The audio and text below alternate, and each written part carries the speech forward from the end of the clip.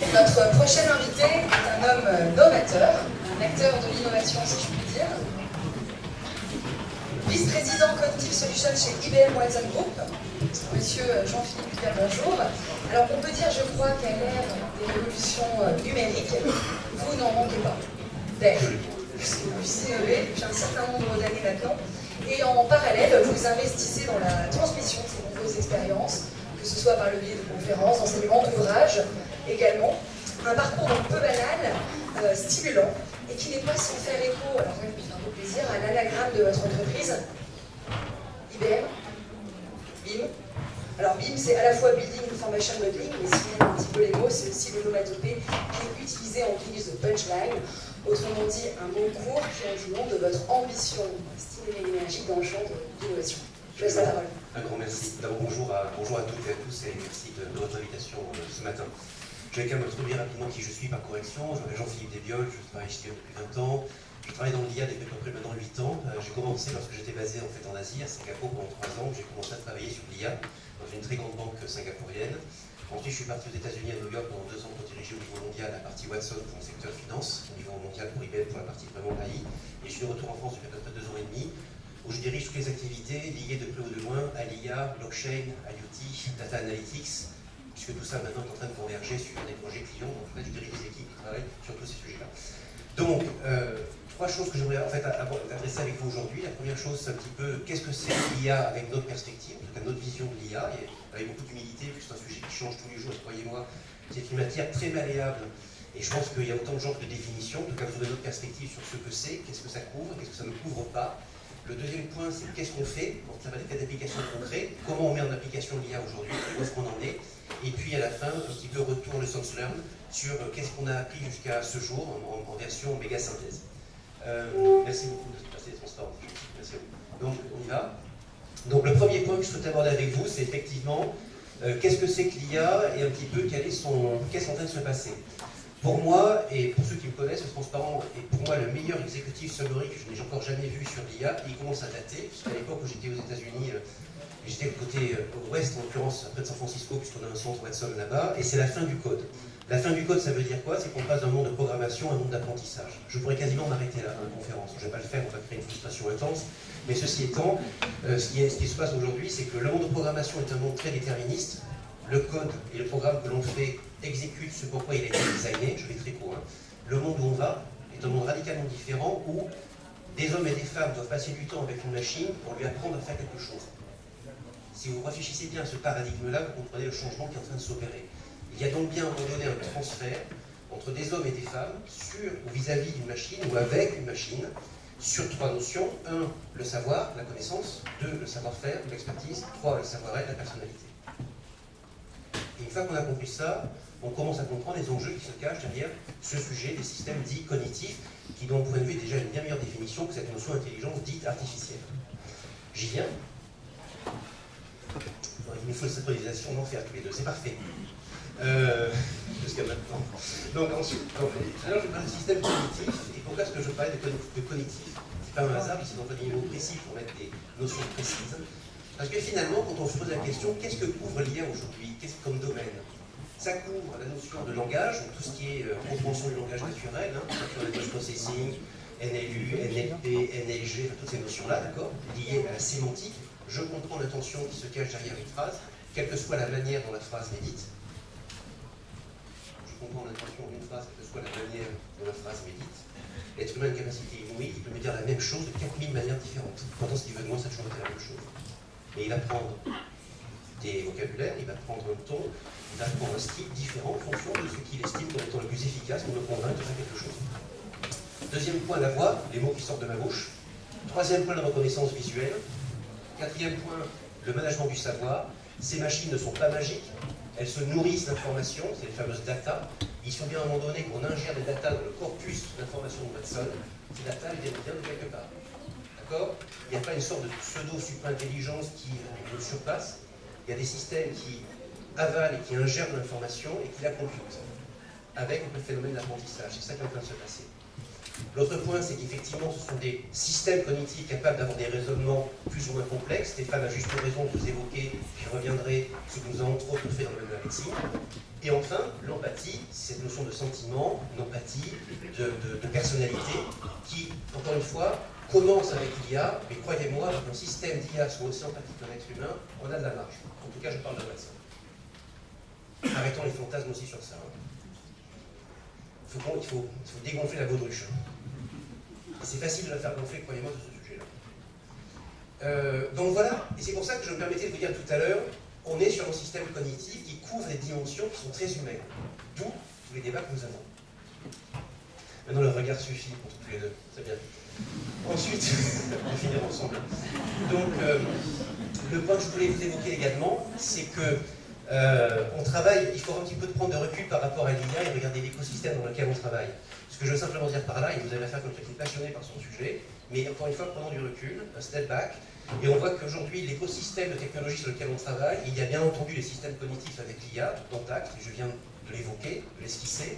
Il y a une notion de plateforme cloud qui est inhérente au système d'IA, parce que sans cela, nous n'arriverons pas à scaler technologiquement parlant les technologies que nous avons aujourd'hui sous la main. Ce sont des technologies qui sont très consommatrices, il faut les scaler au niveau mondial, et le cloud est un chemin pour cet élément-là.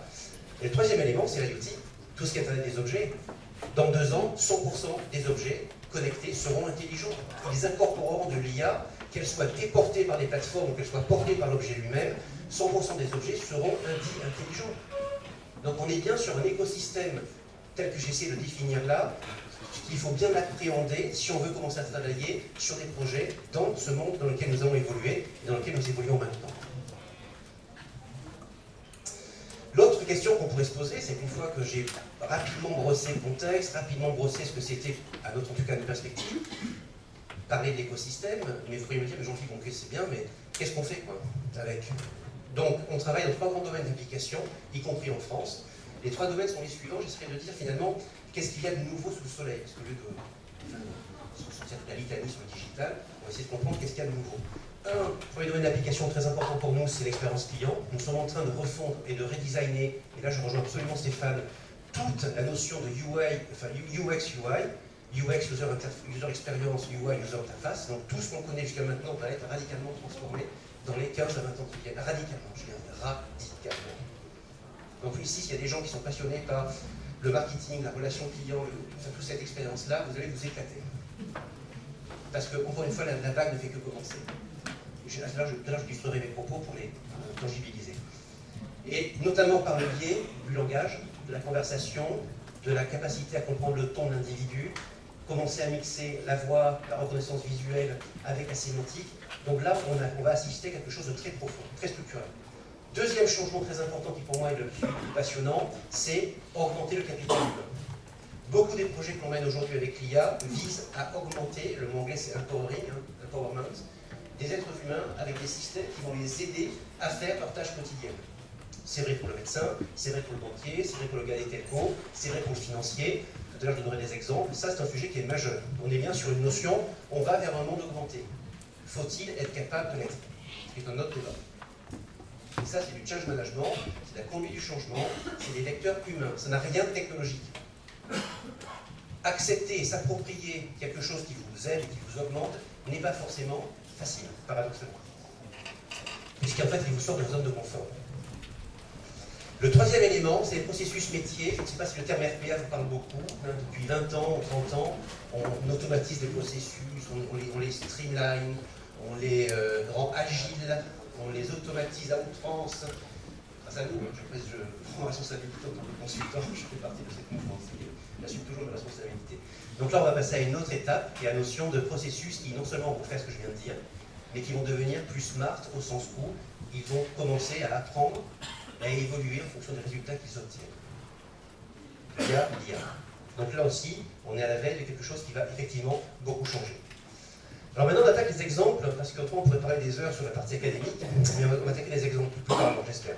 Premier exemple, je vais parler d'expérience client changée. Je prends l'exemple d'Orange Bank, qui a été, vous le savez, donc l'objet d'une création from scratch. Orange Bank n'existait pas, puisque ça a été créé par 2 acteurs, Orange 35%, Groupama 25%, donc un assureur en telco, qui a décidé de créer une banque dite digitale, dite mobile. Derrière Orange, vous avez un agent conversationnel qui s'appelle Jingo, qui est ce petit bouton. Et derrière Jingo, vous avez Watson. C'est-à-dire que lorsque vous dialoguez avec Orange Bank via Jingo, vous avez un système, en l'occurrence là c'est Watson, un système d'IA, avec lequel vous avez un dialogue, une conversation. D'accord? Maintenant, je donne quelques chiffres. Depuis l'ouverture, on est à peu près à, je ne sais pas, à peu près, en l'occurrence, depuis 4 mois, on était à 100 000 clients. Plus de 54% des conversations sont full AI, c'est-à-dire en fait passent uniquement par le média intelligence artificielle. Et pour les 46% restants, c'est pas parce que le système ne comprend pas, c'est parce que d'un point de vue marketing et commercial, nous souhaitons que pour certains types de questions, l'être humain, le client, parle avec un agent au niveau des plateformes téléphoniques. Donc on est bien sur un modèle relationnel multicanal dans lequel l'IA va trouver sa position, son rôle, sa valeur ajoutée, en tout cas je l'espère. Mais on est bien sur un modèle multicanal où quelque part, il y a bien l'IA, il y a bien l'humain intégré, au sens propre du terme d'ailleurs, et qui répond à un service client. Donc on est bien dans cette logique-là. Le système aujourd'hui comprend à peu près 85% des conversations de manière naturelle. Il y a 15% où on a encore des incompréhensions. Il y a beaucoup de gens qui me disent, Jean-Philippe, c'est pas normal, 15%. Je dis, est-ce que toi tu comprends tout ce que je te dis? Enfin, j'espère que oui. Mais en fait, c'est la réponse, c'est non. Non, parce que c'est moi, c'est propre à l'être humain. Donc maintenant, je vais vous montrer une petite vidéo qui est assez sympa, je l'espère, qui a été faite en public américain, qu'on a montré avec le président d'Orange Bank qui s'appelle André Cohen. On a montré ça à Las Vegas il y a 2 mois. Et quelque part, elle est non seulement sympa, mais surtout elle illustre bien ce que nous avons fait. Donc elle apporte des éléments d'information qui résument bien la valeur de l'IA au sein du modèle relationnel.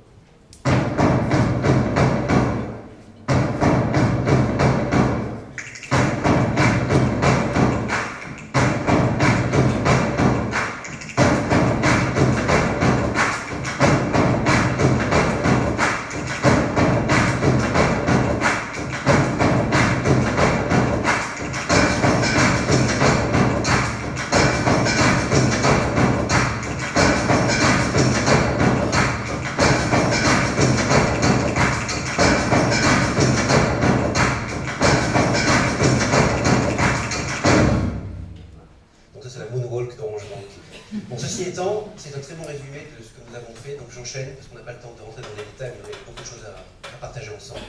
Deuxième exemple, j'ai dit tout à l'heure, j'essaie pour ça de tangibiliser tous mes propos, d'accord?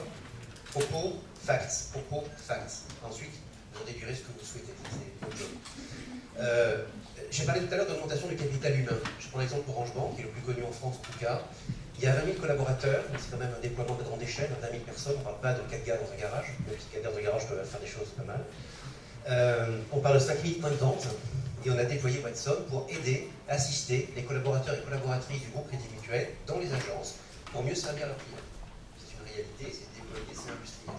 Qu'est-ce que ça couvre? Ça couvre 3 grands domaines fonctionnels, en tout cas initialement, l'épargne, l'assurance, la santé. Ça veut donc dire quelque part qu'on a ingéré un savoir au sein de Watson, et les hommes et les femmes du réseau peuvent utiliser et converser avec Watson à tout moment pour pouvoir avoir l'information qu'ils souhaitent pour adresser, servir un client à tout moment dans leur journée quotidienne. D'accord? Donc ça, c'est ce qu'on appelle augmentation du capital humain, au sens où cette question-là, avant, elle est posée à qui? Soit au voisin, lorsqu'il était disponible, soit il la posée à des plateformes téléphoniques, lorsqu'elles étaient disponibles, et le temps qu'il fallait pour trouver la réponse était extrêmement important. Donc là, encore une fois, il y a vraiment apporté la bonne réponse à la bonne personne au bon moment pour l'assister, l'empowerer pour répondre aux bonnes questions. Je crois profondément, je veux la faire courte à quelque chose. Aujourd'hui, les forces de vente sont soumises à un étau, une double pression qui est assez cauchemardesque. Une pression extérieure vis-à-vis du client. Nous sommes tous devenus hyper dominants dans nos relations bancaires. On est passé, c'est un rapport SM, mais dominant-dominé. La banque était très dominante pendant des années. Le rapport s'est complètement inversé, notamment dû à Internet. Le client est devenu extrêmement dominant, super informé, super négociateur, donc la relation est assez violente finalement. Donc ça, c'est la force externe. La force interne qui s'exerce sur les forces de vente, c'est plus de productivité, plus d'efforts commerciaux, avec des offres qui deviennent absolument pléthoriques. L'omniscient n'existe pas. Personne n'est omniscient, si brillant soit-il ou soit-elle. Donc on est bien dans un sujet de capital, du capital humain, où il faut qu'on redonne une marge de manœuvre aux hommes et aux femmes qui sont dans cette situation. Et ils sont des milliers, voire des millions, dans ces fonctions notamment commerciales, entre autres commerciales. Deuxième use case qui est intéressant, c'est le use case lié à ce qu'on appelle l'email analyzer. En fait, le groupe Crédit Mutuel reçoit 350 000 emails par jour, entrant, venant des clients, d'accord? 350 000. Donc on a mis en place Watson pour qu'il finalement collecte, lit, assesse et comprend l'intention. Qu'est-ce que veut le client sur cet email-là? Il comprend ce que vous voulez. Non seulement il comprend ce que vous voulez, mais il comprend le degré d'urgence du sujet. Et en fonction de ça, encore une fois, il aide le collaborateur, la collaboratrice à mieux répondre aux clients. Donc vous voyez le type d'application. Je vous donne différents types d'exemples pour vous montrer le champ des possibles. C'est très très large. Donc ceux dans la salle qui sont créatifs, vous avez devant vous un boulevard. On enchaîne, parce qu'effectivement le temps passe. L'autre sujet, c'est la médecine. Je vais faire court. Ça a été d'ailleurs relayé par Sciences et Avenir il y a 4 jours, je crois. On a pris, tout à l'heure je vous parlais de reconnaissance visuelle dans le système d'IA, donc je vais faire très court. On a pris 3000 clichés de mélanome, dont certains sont sains, et malheureusement certains ont des lésions qui potentiellement peuvent causer des cancers. On a soumis ces 3000 clichés aux définitions à un groupe de praticiens dermatos dont c'est le job. Pas 15 gars dans la rue, on les en tire de montrer des photos, il faut ce que t'en penses. Donc on a pris des photos. Est-ce que vous savez le taux de reconnaissance de groupe de praticiens sur la seule vue des photos? Une fois la seule vue, ils n'ont pas vu le patient, ils n'ont pas touché le patient. Quel est leur taux de reconnaissance sur la seule vue de photo? Pensez-vous? Vous êtes méchant avec l'être humain. L'être humain est plus performant que ça. C'est magnifique, 75 et 85%, ce qui est remarquable de mon point de vue. On est sur la seule vue de photo, sans toucher le patient. Sachant que le toucher apporte effectivement un sens en supplémentaire pour diagnostiquer la chose. Les mêmes clichés sur un système dit formé. Encore une fois, le système n'est pas arrivé naturellement en comprenant ce que c'était une lésion cancéreuse. Ça n'existe pas. Ça s'appelle Harry Potter. Donc, je vous le dis parce que souvent on fantasme sur ce qu'il y a, par exemple, c'est une mission omnipotente. Ça ne l'est pas. C'est formé par des hommes et des femmes qui sont compétents, qui passent du temps avec une machine pour lui apprendre quelque chose. Bon bref, pour la faire court, la machine a été à 95%. Mon propos n'est pas de dire que la machine est supérieure à l'autre, parce que je pourrais trouver des milliers d'exemples où l'inverse serait vrai. Mon propos, c'est simplement de dire, je vous donne de la matière pour illustrer, quand je l'ai dit tout à l'heure, nous allons vers un monde augmenté, vers un monde où l'homme et la femme doivent apprendre à travailler avec un système, nous y sommes. Parce que l'association des deux, là pour le coup, on atteint combien? 99,99%. Voilà, donc vous voyez dans le sens où on va, et ça va être vrai dans tous les métiers. On va enchaîner sur le prochain. On va enchaîner parce que je n'ai pas trop le temps de le présenter. L'autre point que on va enchaîner. L'autre point que je voulais évoquer, on y va encore une fois s'il vous plaît, je voulais vous montrer la pervasivité de ce sujet. En 20 ans de métier de conseil, je n'ai jamais vu un sujet aussi pervasif qui touche tous les secteurs. Si vous croyez ne pas être touché, préparez-vous à être déçu. Tout va y passer, ça je le sais. Tout va y passer, et non seulement va y passer au niveau transversal, c'est-à-dire au niveau des métiers, mais vertical, front to back. N'oubliez pas, il y a toujours deux sens. Hein. L'horizontalité et la verticalité. Les deux sont complètement impactés, vont être touchés, de plein fouet. Je prends des exemples au fur et à mesure. Premier exemple qui est ici, c'est Morgane. Vous n'allez pas voir le film, de mon point de vue, il est à chier. Ceci étant, c'est mon point de vue. Je l'assume. Je l'ai vu dans un avion, je me suis très vite. Mais le vol était long. Donc, ceci étant, là n'est pas la question. La question, c'est la bande-annonce. On a voulu démontrer que, est-ce qu'un système d'IA peut aider quelqu'un à faire une bande-annonce? La réponse est oui. Donc, on a pris 700 films. On a pris 700 bandes-annonces des films en question, la source et la dérivée, si je puis dire. Pour Watson, bande-annonce ne veut strictement rien dire. C'est pas bien entendu là aussi. Par contre, ce qui veut dire quelque chose, c'est que je te mets une source et je te mets un dérivé. Et essaie de comprendre le lien qu'il y a entre la source et la dérivée. Ça, il commence à comprendre. Et avec une fréquence de 700 films, il commence à affiner son pattern. Qu'est-ce qui fait que la source a dérivé dans cette deuxième source, qui est reliée à la première, d'accord? Ensuite, on a ingéré ce film Morgane et on lui a dit de faire le job. Il a sorti 10 extraits. Sur les 10 extraits, on les a montrés ensuite à un monsieur, donc c'est le job de faire des bonnes annonces. Assez compliqué de faire des bonnes annonces, hein, parce qu'il faut être à la fois, faut attirer la personne, sans spoiler la fin, puis on peut utiliser toute la partie séduction du truc, tout en respectant le ton du film globalement. Donc c'est, paradoxalement, c'est tout sauf simple finalement. Sur les 10, 9 ont été sélectionnés comme étant effectivement pertinents. Je trouve ça assez remarquable. Une machine. Il a sorti 10 extraits, il y en a qu'un qui a été rejeté, le gardien de suicide, je n'y trouve aucun intérêt. Les 9 autres, il a dit qu'effectivement ça peut faire du sens. Voilà une illustration, parmi tant d'autres, dans un domaine qui quand même est très lié à la notion de créativité. Deuxième domaine, l'éducation.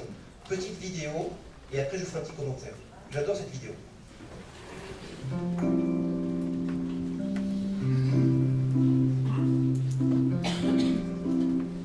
Hi, my name is Lily. Hi, Lily. Nice to meet you. How far is the moon? The moon is about 250,000 miles That's from a Earth lot. on average.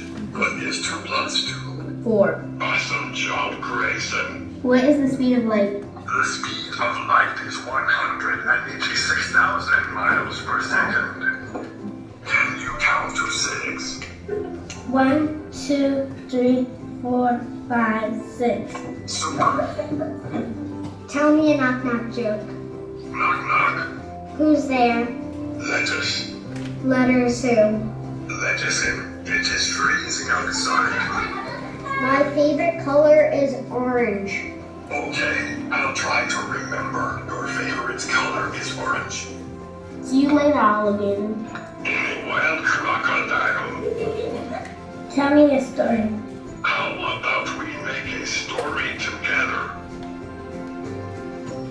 Alors c'est une vidéo moi, qui me touche beaucoup, parce qu'elle touche les enfants, mais il y a 2 raisons pour lesquelles je vous ai montré cette vidéo, 2 raisons personnelles.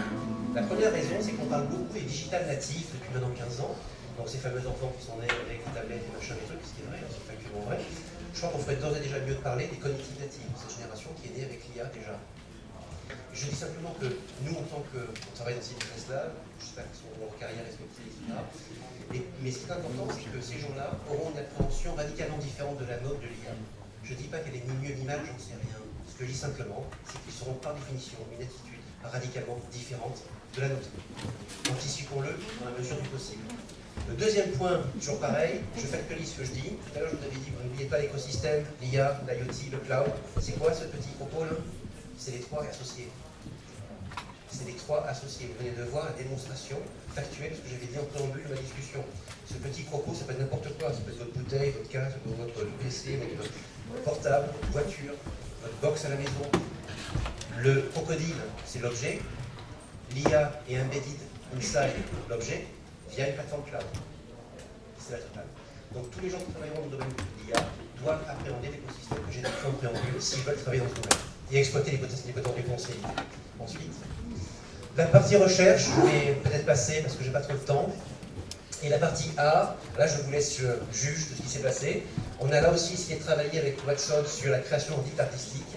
On a ingéré les travaux du célèbre Gaudi, donc l'artiste espagnol, enfin en l'occurrence l'architecte espagnol, et on lui a dit fais-moi une œuvre. Alors je vous laisse votre appréciation si c'est digne de Gaudi ou pas, copie ou pas, d'un débat n'est même pas mon débat, simplement encore une fois pour vous ouvrir les fenêtres au fur et à mesure et vous montrer la pervasivité de ce sujet. Aucun sujet n'est épargné par l'application et l'implication de l'IA. Aucun, croyez-moi. Et là j'ai fait une sélection, puisqu'on a peut-être 30 minutes à passer ensemble, ce n'est qu'une petite sélection de ce qui est en train de se passer dans le monde.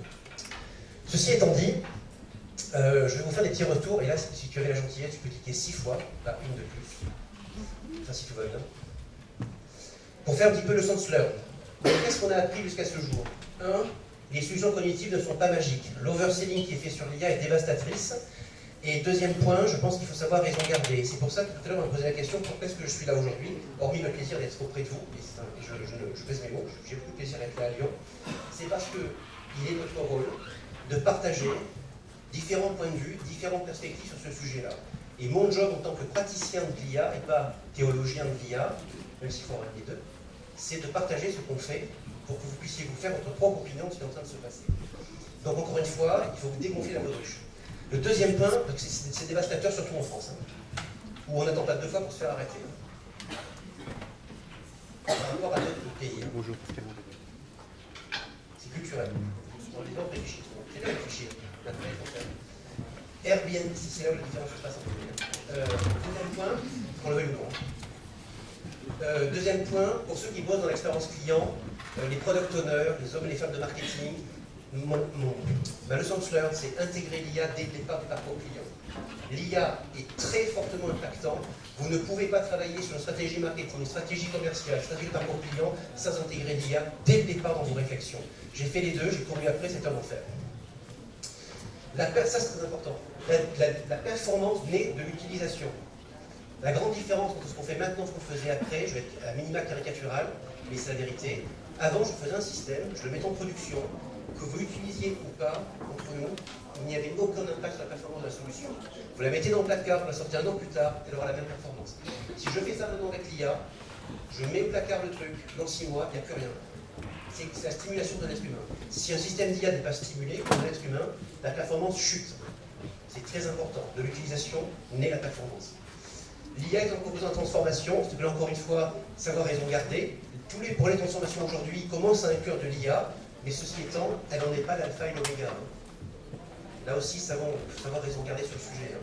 Mais l'IA fait partie de notre transformation aujourd'hui des grands dirigeants, des grandes entreprises françaises et des petites.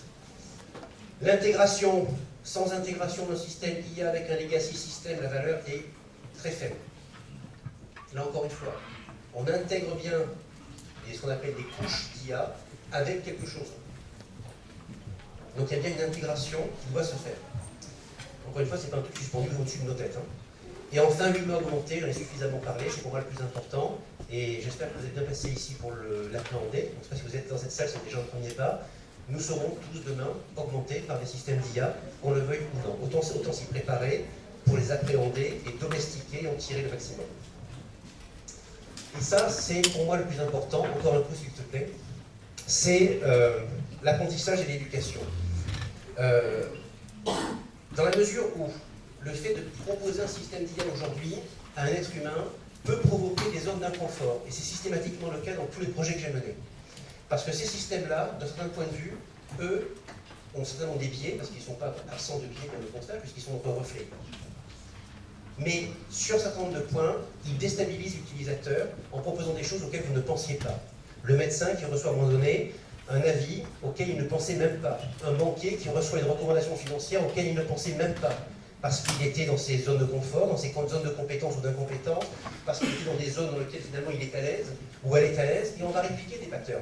De ce point de vue-là, ces systèmes-là sont assez déstabilisants. Le principal challenge aujourd'hui, c'est l'éducation, l'accompagnement, la formation. Et c'est pour ça que, je le dis avec toute sincérité, je pense que Cédric, je ne sais pas si Cédric va encore être arrivé, mais les travaux qui sont en train d'être menés sur l'éducation, la formation est fondamental pour pouvoir encore une fois se préparer et être prêt à s'approprier et à tirer tous les bénéfices des systèmes d'IA. Dernière chose, je vous invite à regarder une vidéo extraordinaire de Jack Ma, de mon point de vue, lors du forum de Davos 2018, où il a fait un topo sur la notion de hard versus soft skills. Je vous la fais courte, et il dit en substance, je vais dire en moins d'un minute, que les systèmes d'éducation aujourd'hui sont très knowledge-based. On insiste sur le savoir, on garde les gens de connaissances. Putain, s'il y a un sujet sur lequel les machines sont supérieures à nous, c'est juste ce sujet-là.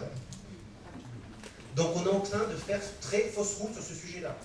Gaver des enfants de savoir par rapport versus une notion de machine. La machine, encore une fois, elle est sans aucune limite by design sur ce point précis. A contrario, sur des notions d'empathie, de créativité, de collaboration, de travail de groupe, de créativité pure, ça là-dessus, on surpasse la machine. Donc encore une fois, je crois profondément que l'effort doit porter sur l'éducation, l'accompagnement, la formation, pour qu'encore une fois on appréhende le sujet, qu'on n'en ait pas peur, déjà qu'il y ait pas un pushback, on l'appréhende, qu'on le comprenne, et ensuite qu'on en tire effectivement le meilleur. Dernière chose, l'IA sera ce qu'on en fera. Je ne supporte pas les discours qui consistent à nous déresponsabiliser collectivement en disant encore une fois que l'IA arrive. Elle sera ce qu'on en fera. Un grand merci.